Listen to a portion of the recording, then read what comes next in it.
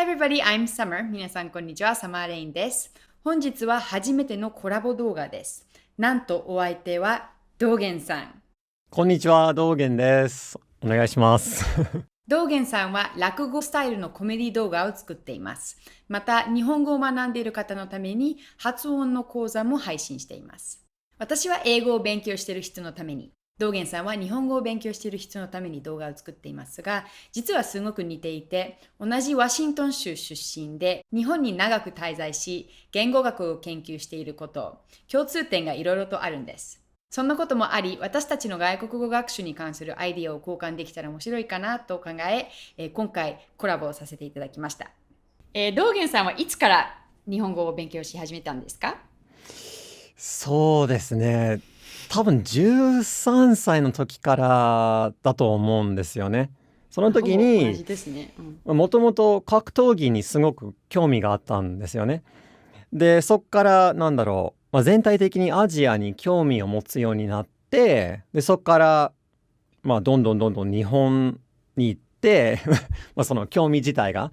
で、独学で1年間ぐらいはもう自分で自分の部屋の中で毎夜、一人で勉強してたんですよね。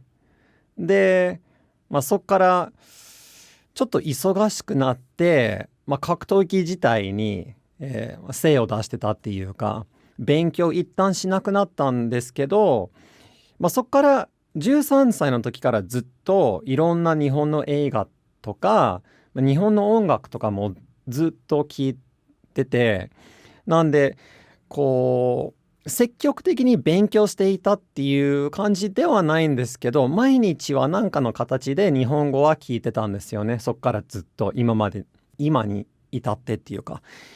なんで、大学に入ってから大学2年生の時に初めて日本語の授業を受けました。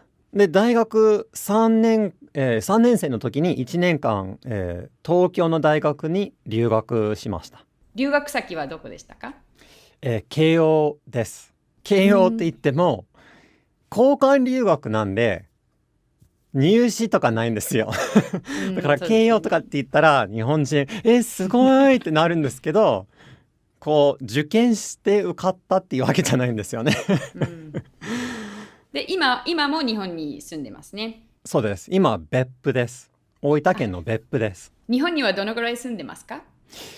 そうですね。もう大学卒業した後で、ALT、英語の先生として、そのまま来たんで、基本的に、2009年からずっと日本っていう感じですね。なんで、もう10年以2009上年。です。アメリカに帰りたいと思うことはあないですか？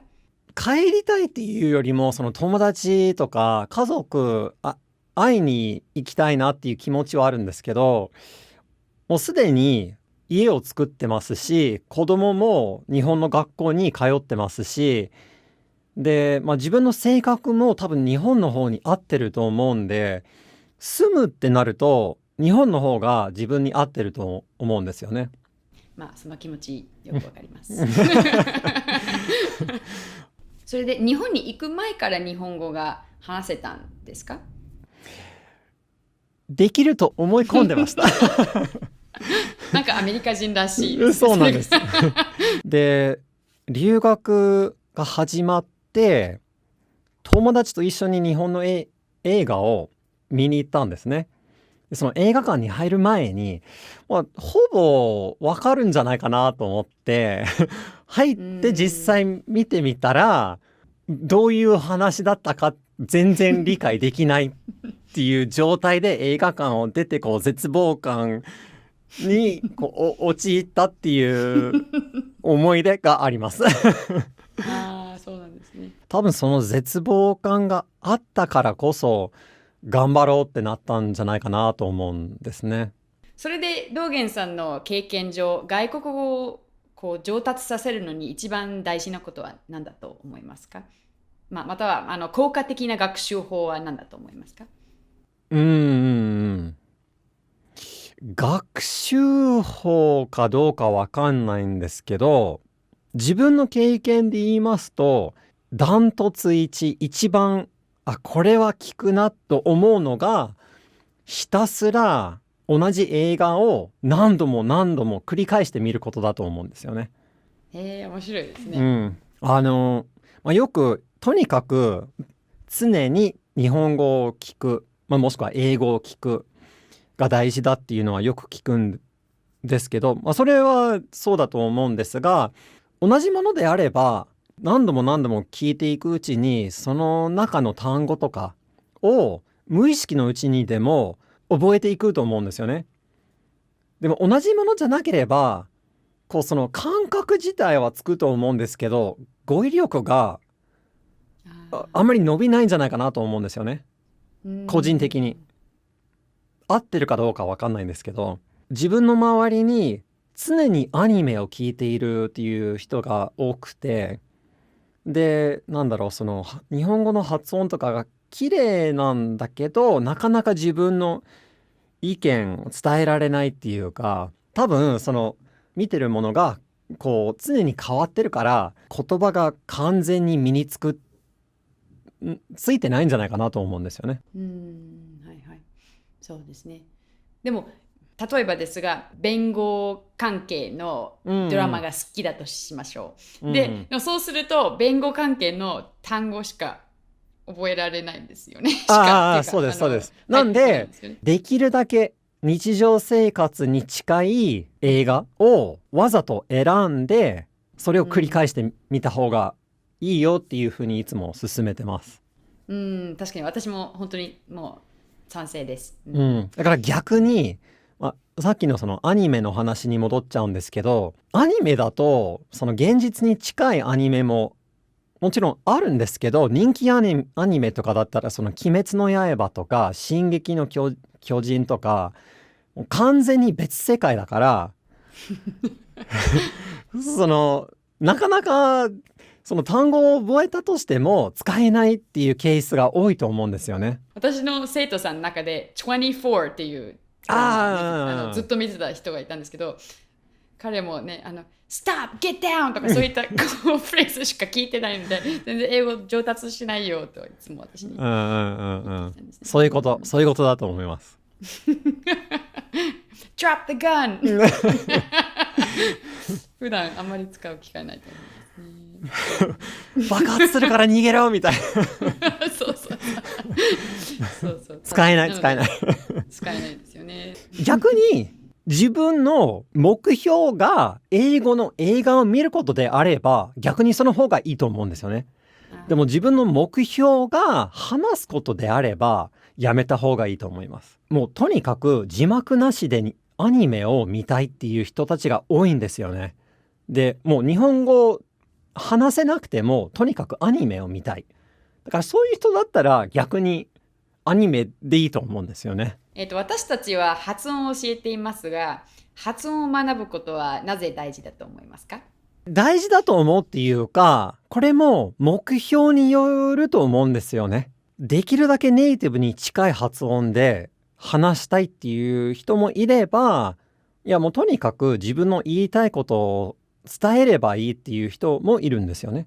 で、僕はもう絶対にできるだけネイティブに近い発音で話したいんですよ。だから、なんでその、気持ちがあるかわかんないんですが、とにかくそういう性格なんですよね。発音を勉強するのであれば、音声学を勉強した方が一番効果的なんじゃないかなと思うんですよね。なんで、答えになってないかもしれないんですけど、どうですか？逆に。なぜ大事だと思いますか？道元さんの言うように、あれですよね、本当人の学習の目的にもよると思いますね。例えばなんか論文を書くことが目的であれば、特にね、話す機会がなくて、別に英語の発音を勉強する必要はないと思いますが、海外にいて外国人と関わりたいとか、英語の場合ですと通じる英語を喋れるようになりたいのであれば、ある程度は英語圏の人じゃなくてもいいと思いますが、とにかく通じる発音にする必要があると思います。日本人以外の人に。なので、自分の言いたいことを伝えるためにはすごく必要だし、あと、あれですよね、自信がつくと思いますね。あーなんか発音ができると語彙力がなくてもある程度こう発音ができればなんとかなんか怖がらずに喋れるのではないか。まあ人によると思いますけど、単語力よりは発音ができた方がなんかこう自信がつく気がします。はい。それは自分もそう思うんですよね。で、今ちょっと思い出したんですけど、その今の自分として先ほどの質問に答えたんですよね。でも多分10年前の自分が答えるとしたら、日本語の発音が綺麗な外国人が少ないから、自分は綺麗な発音で話せたら、よりこう特別な存在になれるんじゃないかなっていうなんか妄想があって、それが一番大きかったんじゃないかなと思うんですね、正直言うと。まあでも確かに外国人っぽい喋り方をこうするとどんだけうまく喋れてもちょっとやっぱりバカにされるんですね。日本の方とかだけではなく、とにかくそのネイティブスピーカーに見下されるわけではないんですが、こうちょっと子供扱いされることがあると思うんですね。なんかすごく喋れてたとしても。なので印象をよくこう残すためにやっぱり発音はある程度できた方がいいと思いますが、まあ別に発音がそこまでネイティブらしくないけど自信を持って喋れるのであればそれもそれですごく素敵だと思いますけどね。自分に一番こう自信がつく方を選べばいいと思います。自分もそう思います。昔の自分はやっぱりあれですね、もう完全に特別感を求めていたっていうかまあそうですね、若い時はそうですよね。なんか私は単純に日本語が美しいと思ってただけだと思います。なんかそんなに深いことを考えてなかったです。憧れてただけだと思うんですね、私の場合だと。それで私のチャンネルの視聴者さんは主に英語を勉強している日本の方ですが、道元さんが日本語を教えてるから聞くんですが、日本の方が日本語の発音をより意識することによって英語の発音の上達につながることはあると思いますか？あると思います。っていうのは、自分の言語の特徴を把握していれば、ある程度何をどう変えたらいいかっていうのが理解できるようになるっていうか、よく出す例としては、多分これもサマーが紹介してると思うんですけど、vowel reduction、日本語にはあんまりないんですよね。英語だとアクセントが来ていない音節のその母音は綺麗に言わないんですよね。だからバナナ、サマーの例なんですけど、バナナは A の母音が3つあって、バナナ。真ん中の A だけは綺麗に言うんですけど、その周りの A を完全にシュワのって言うんですよね。バナナ。僕、英語のネイティブで、自分が無意識のうちに vowel reduction をやっているっていう感覚があれば、それを日本語で話してる時に防ごうとする努力ができるっていうか、日本語を話してる時におそらくこの現象が出てくるっていうのも分かってるからこそ対策が立てられるっていうか、だから当然、反対のこともできるんじゃないかなと思うんですよね。日本人がじゃあ無意識のうちにこういうことをやっているんだっていうことに気づけば、それに備えての対策が立てられるんじゃないかなと思うんですね。確かにそうだと思います。もう一個多分これ言った方がいいっていうのがあって、英語のネイティブからすると日本語の肯定アクセントをきれいに聞き取れるのがめちゃくちゃ難しいんですよ。っていうのは英語のほとんどの単語にはアクセントがあるんですよね。だから、tomorrow とかだったら真ん中に来るんですよね。banana とかもそうですし、いつもっていうわけではないんですけれども、基本的に全ての単語に、きれいに、聞き取れるアクセントがあるんですね。だからこそ英語のネイティブからするとアクセントがない単語っていうのがうまく聞き取れないっていうか、アクセントがなくてもアクセントがあると思い込んで聞くっていうか、閉めるとかだったら閉める、アクセントがあるんですよね。閉めるあるからこそ、じゃあ日本語の音節じゃないんですけど拍が3つある動詞だったら、全部じゃあ真ん中にアクセントが来るのかなっていう感覚になっちゃうんですよ。思い込んじゃうんですよね。そう思い込んじゃうんです。でも、閉めるがそうなっているからといって開けるはそうじゃないんです。開ける、アクセントがないんです。だから自分の聞き取れる現象をそれがない単語にこう押し付けてしまうっていうか、だから外国人向けに開けるじゃなくて開けるですよって説明してもなかなかそれ聞き取れないんですよ。開けるどう違うのってなるんですよ。でも同じ現象を英語の、単語で説明しようとしたら真似できるんですよ。英語のネイティブが。そうですね。だから tomorrow を tomorrow として言ってみてっていうのを英語のネイティブに説明したら真似できるんです。説明した後で、じゃあ今度は開けるを開けるって言ってみてっていう風にっていう順番で説明したら真似できるんですよ。だから自分の、勉強している言語でその、違いが聞き取れないんだとしても、自分の母語とする言語でそれを作ろうとすればそれを把握できるかもしれない。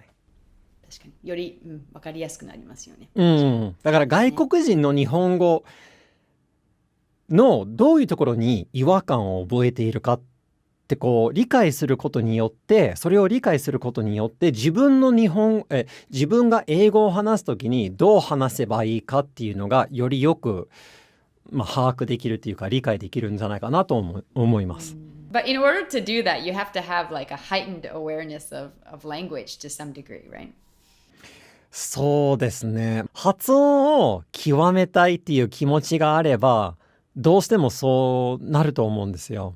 自分は今でももちろんその完全にネイティブの発音になってないし、もちろん英語の訛り全然まだあると思うんですけど、例えばその30年とか40年とか50年に日本に住んでいて、いまだにすんごく外国人っぽい喋り方をする外国人がいるんですよね。で、いくら頑張ってもなかなかその自分の発音、きれいにできないっていう方がいると思うんですよね。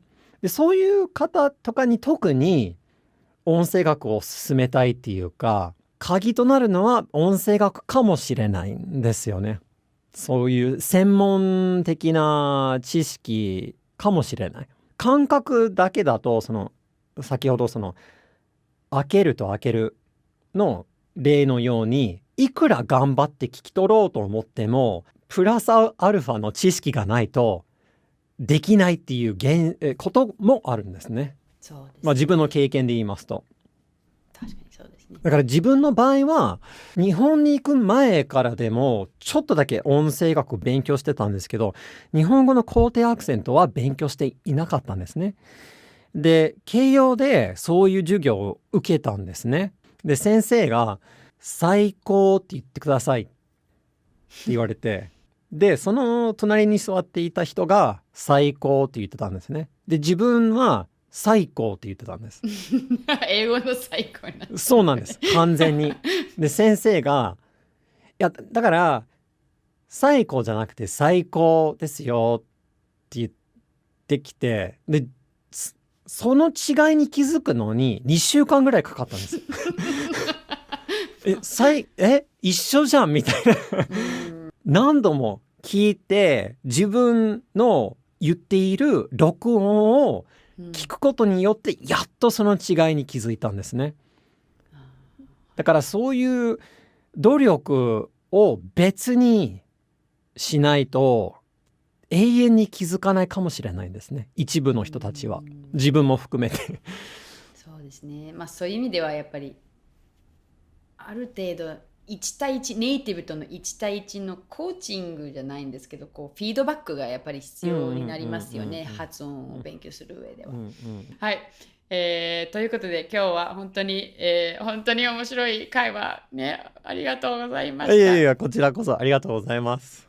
皆さん、道元さんの笑いのセンスが本当に抜群に良くて、もうすごく勧めたいんですが、皆さんにもうぜひ、道元さんのチャンネルに行ってコメディ動画を、見てください。そして私たちもね、最近、2人の、コメディ動画も作ったので、そちらも多分これと同じタイミングでアップされると思うので。そうですね。もう普段多分見れないサマーが見れると思うんで、ぜひ見に来てください。And thank you guys for watching. See you next time.